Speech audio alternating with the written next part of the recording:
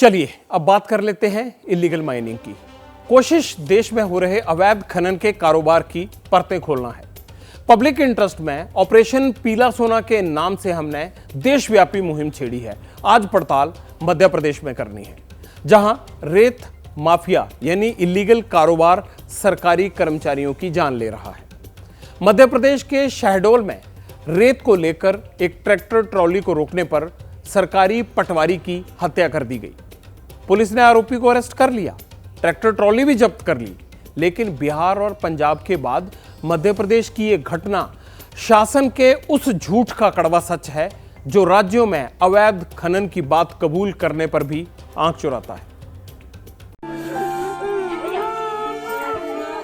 फूट फूट कर रो रही ये पटवारी प्रसन्न सिंह बघेल की पत्नी है। परिवार पर गमों का पहाड़ टूटा है। अवैध खनन के खेल ने उनकी दुनिया ही उजाड़ दी है। पटवारी प्रसन्न सिंह बघेल के चारों बच्चे गमजदा हैं। बड़ी बेटी कभी मां को संभालती है, कभी परिवार के दूसरे सदस्यों को। रो रो कर छोटे भाइयों की आंखें सूख चुकी हैं। प्रसन्न सिंह बघेल 6 भाई बहनों के अकेले कमाने वाले थे, जिनके जाने से परिवार के सामने आर्थिक संकट खड़ा हो गया है। बेटी का सवाल है, उनके पिता तो राजस्व विभाग में कर्मचारी थे, तो उन्हें रात में अवैध खनन की निगरानी के लिए क्यों तैनात किया गया? इन सब चीज़ों के लिए पुलिस और दूसरी फोर्सेस भी बनाई गई हैं, तो पटवारी का काम अलग है, बट उसकी ड्यूटी नाइट ड्यूटी इस चीज़ में क्यों लगाई गई? मेरे साथ हुआ, वो किसी और के साथ कभी दोबारा ना हो। मैं नहीं चाहती कि कोई और लाइफ ऐसे बर्बाद हो जाए। प्रसन्न सिंह बघेल सेना में भी अपनी सेवाएं दे चुके हैं। 2018 में सेना से रिटायर होने पर उन्होंने पटवारी की नौकरी ज्वाइन की थी। राजस्व विभाग ने उन्हें शहडोल में तैनात किया। 25 नवंबर को वो देवलोन थाना क्षेत्र में पेट्रोलिंग पर पहुंचे थे। उनके साथ 3 पटवारी साथी भी थे। इस दौरान उन्हें रेत लेकर जा रहे ट्रैक्टर दिखाई दिए, जिससे उन्होंने पूछताछ की कोशिश की, तो ड्राइवर ने प्रसन्न सिंह बघेल पर ट्रैक्टर चढ़ाकर उनकी हत्या कर दी। ये लोग वहाँ पेट्रोलिंग के हिसाब से गए हुए थे और आते एक इनको रेत की भरी डग्गी ट्रैक्टर ट्रॉली दिखी और उसको रोकने का प्रयास किया, तो जो बदमाश है उसने हमारे पटवारी साथी पर ट्रैक्टर चला दिया, जिससे दुखद मृत्यु हो गई। शहडोल की जिला कलेक्टर वंदना वैद का दावा है कि 24 और 25 नवंबर को खनन माफिया पर बड़ी कार्रवाई की गई थी। 2 दिन में करीब 475 घन मीटर रेत जब्त की गई, जिसकी निगरानी की जिम्मेदारी पटवारी प्रसन्न सिंह बघेल और उनकी टीम की थी। पुलिस ने पटवारी प्रसन्न सिंह बघेल की हत्या करने वाले ड्राइवर नारायण सिंह को गिरफ्तार कर लिया है। पूछताछ की जा रही है ताकि उन लोगों तक पहुंचा जा सके जो अवैध खनन के काले कारोबार में शामिल हैं। इस बीच पटवारी प्रसन्न सिंह बघेल की हत्या पर सियासत भी तेज हो गई है।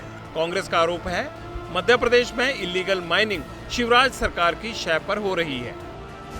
रेत माफिया और माइनिंग माफिया इतने भयानकतम सक्रिय, और मैं तो ये आरोप लगाता हूँ, और हमने कमलनाथ जी के 1.25 साल की सरकार में रेवेन्यू बढ़ा के दिया था। शर्म आनी चाहिए नेताओं को। खनन माफिया ने परिवार का चिराग बुझा दिया और ये राजनीति चमका रहे हैं। नेताजी सियासत करने से पहले इन तस्वीरों पर गौर करें। तस्वीरें सिरोही जिला के नीलकंठ गांव की हैं। दिन दिहाड़े रेत माफिया नर्मदा नदी का सीना चीर रहे हैं। ग्राउंड जीरो पर गोरख धंधा कैसे चल रहा है, सच एबीपी न्यूज के कैमरा में कैप्चर हुआ। मध्य प्रदेश की नर्मदा नदी में होने वाली अवैध रेत उत्खनन की कहानी दिखाने के लिए हम आपको सीहोर, होशंगाबाद और हरदा जिले के सीमावर्ती इलाके में लाए हुए हैं। आप देखिए किस तरीके से नदी के अंदर से रेत निकाली जा रही है।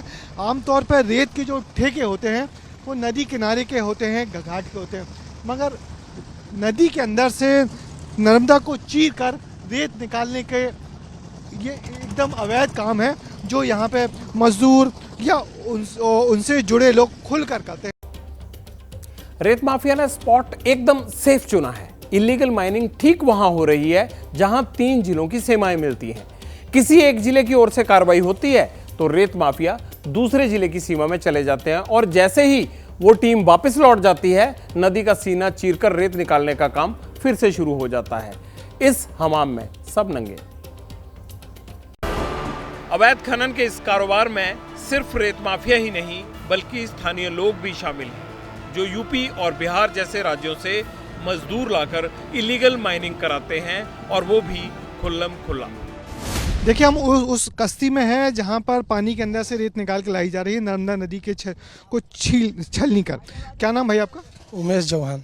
उमेश साहब, आप यहीं के हैं कहीं बाहर के? नहीं, बिहार से रहने वाला। अच्छा, बिहार से आए, फिर आप ये काम क्यों कर रहे हैं? ये मजदूरी की वजह से ही कर रहे हैं। एक बार आप ये निकाल के ले जाते हो तो कितना इसमें? 2 ट्राली है। हाँ। कितना पैसा मिल जाता? 1000 रुपये मिलेगा।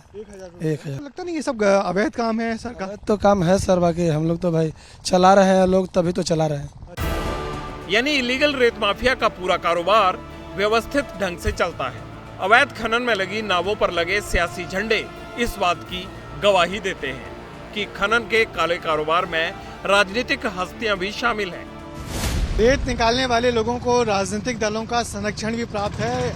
आप देख सकते हैं कि पीछे जो रेत निकालने वाली कश्तियां हैं उन पे भी कहीं बीजेपी तो कहीं कांग्रेस के झंडे लगे हुए हैं। मध्य प्रदेश के सिरोही जिले में रेत की 30 लीगल खदानें हैं, लेकिन नीलकंठ, छिपानेर, रानीपुरा और चौथाखेड़ी समेत सैकड़ों जगह पर नदी से रेत निकाली जा रही है। स्थानीय स्तर पर लोगों ने अवैध खनन को कारोबार बना लिया है। हर घर में कश्ती है या फिर ट्रैक्टर और ट्रॉली। इससे रेत को नदी से निकालकर शहर तक पहुंचाया जाता है, जिस पर रोक लगाने के लिए कभी कभार जिला प्रशासन की ओर से कार्रवाई की जाती है।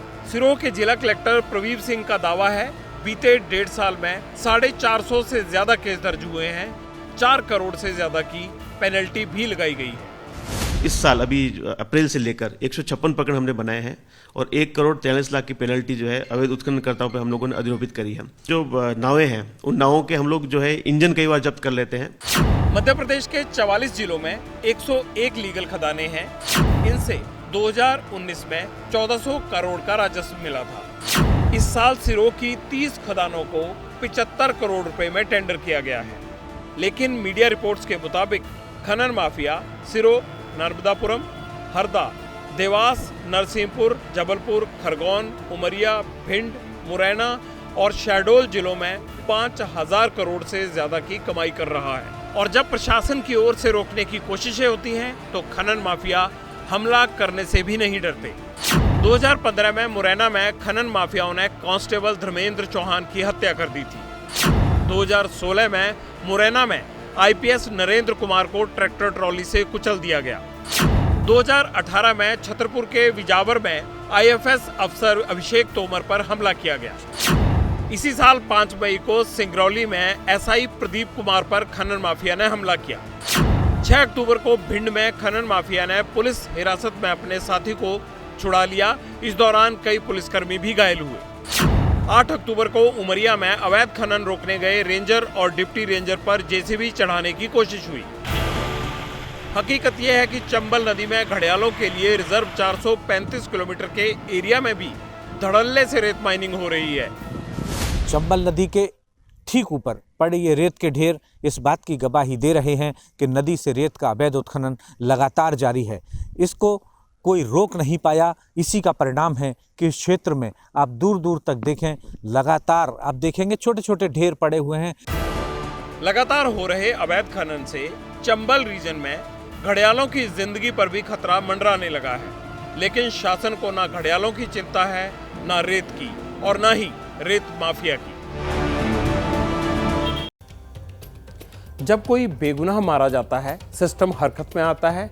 नींद से जागा सिस्टम कहता है आगे से ऐसा नहीं होगा, लेकिन बदकिस्मती ये है कि ऐसा बार बार होता है और लोगों की जान भी बार बार जाती है।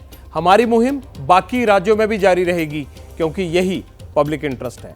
जैसे ही घड़ी का काटा दोपहर 2:30 पे आए, बबीता जी का दिल सास बहू साजिश के लिए मचल जाए। और ये है इनकी बहू, पूरे दिन ऑफिस की टेंशन हो जाए गॉन जब ये करें अपना फेवरेट शो फ्री टाइम पे ऑन। इनकी तरह आप भी देखें अपना फेवरेट शो अपने टाइम पर और डाउनलोड कीजिए एबीपी लाइव ऐप अपने स्मार्ट टीवी पर।